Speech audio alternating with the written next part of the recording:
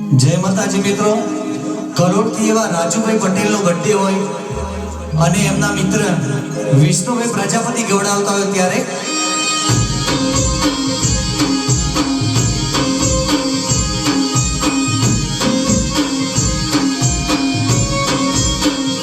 મારી ઘોડલે તારું સપનું પૂરું કરશે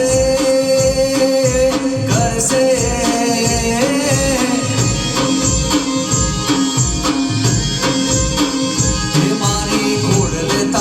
સપનું પૂરું કરશે તારું જગમાં થશે તારી રેડી કેડી જોઈ દુનિયા કરશે રે સલામ